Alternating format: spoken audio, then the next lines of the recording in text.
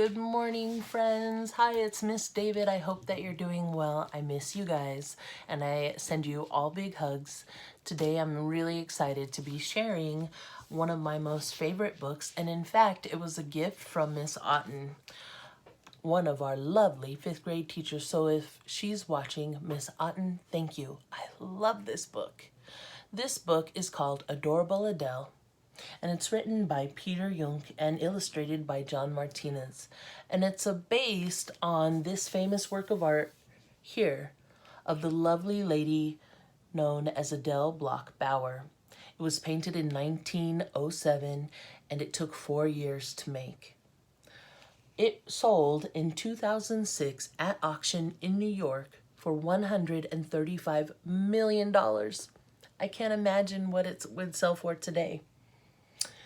Anyway, Gustav Klimt is the name of the artist that created this painting. He lived in 1862 all the way up until 1918, and he was an Austrian painter who was one of 7 siblings. Can you imagine having that many brothers and sisters? No thanks. He was a symbolist painter, which means that he used a lot of symbols to represent his ideas and feelings in his art. Let's read this book to find out the story about the lovely Adele and how this painting came to be. You'll also be surprised to learn a little bit about its journey and how it was created to the crazy and wild adventure it went on before it found its way to New York at auction. All a true story. Let's go ahead and begin. Adorable Adele. Once upon a time, that's how most fairy tales begin. The story of Adorable Adele is a fairy tale too, but this one really happened.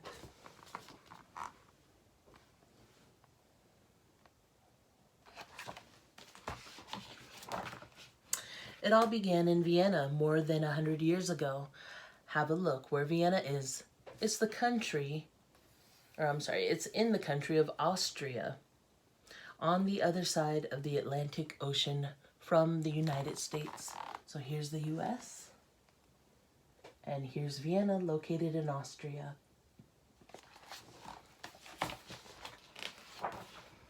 A baby girl by the name of Adele was born in Vienna in the summer of 1881. Her father, Moritz Bauer, was a well-known banker there. At the time, Vienna was one of the most magnificent cities in the world. There were very few cars in the streets, and they looked rather weird. Most people rode in carriages and wore beautiful clothes, the kind you might wear if you were playing dress up.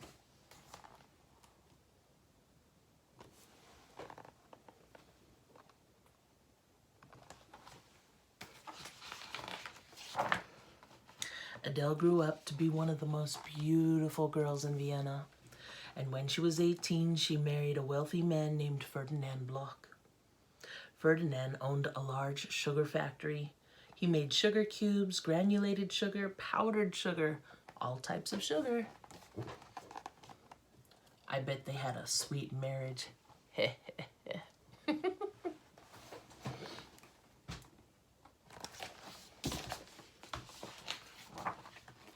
When Adele was 23, Ferdinand hired a famous artist to paint the portrait of his adorable wife.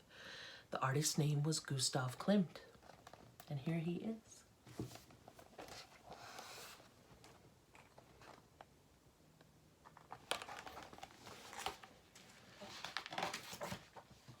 It took 4 years for Gustav to finish the painting. He wanted the world to see how beautiful Adele was. Gustav showed Adele in a beautiful dress filled with glittering shapes, some of them made from real gold and silver. When an artist uses gold and silver in their work, it's called gilt work, the art of adhering thin pieces of paper like gold and silver to the surface of their painting. I can't imagine how this work of art sparkles if you were to see it in real life. If you look at Adele's painting closely, you will see 20 eyes looking back at you. Can you find them all? What else do you spy? Coffee beans, snakes, sugar cubes, letters. So there's that symbolism coming into play.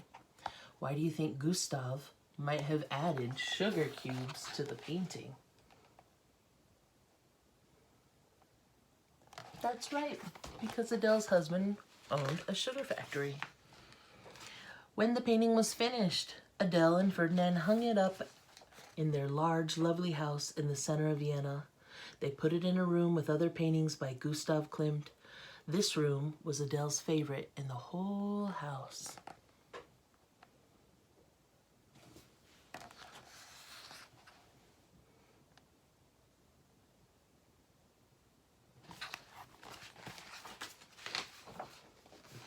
Adele and Ferdinand lived in the house for just a few happy years, but then a terrible illness came upon adorable Adele, and she died. Ferdinand was very, very sad, and he would stand in the room where adorable Adele had her painting hung, and remembered all of the wonderful things he loved about his wife.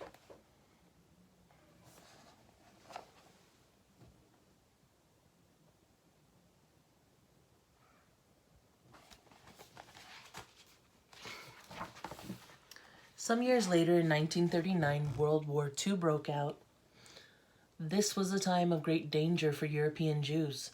Adolf Hitler, a terrible dictator, wanted to kill them all. Ferdinand was Jewish, and he would run away from Vienna, and he had to leave everything he owned: the sugar factory, his house, the furniture, his porcelain collection, even the painting of adorable Adele.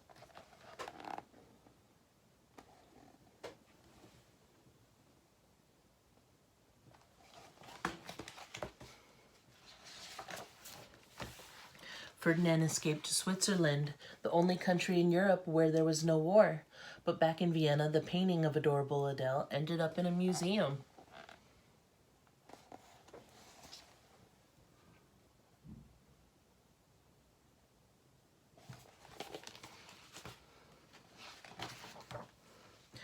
Adele and Ferdinand had no children of their own, but they did have nieces and nephews who used to call them Aunt Adele and Uncle Ferdinand. One of their nieces was called Maria, and she loved the painting of adorable Adele very much.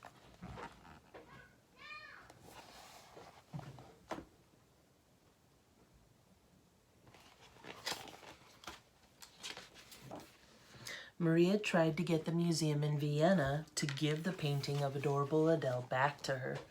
She said it really belonged to her family and that it never should have been taken away from them during the war. Finally, after many years, Maria got her wish, and the painting was returned to the family.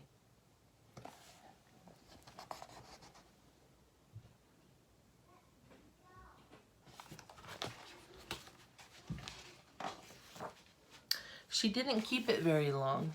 Instead, she wanted it to be seen by many people as possible. So today the painting hangs in a very special museum in New York City called the New Gallery.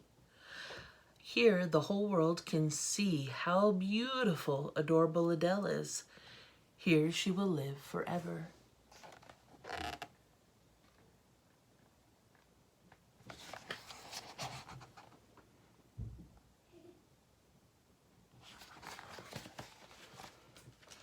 And I just want to show you the last page.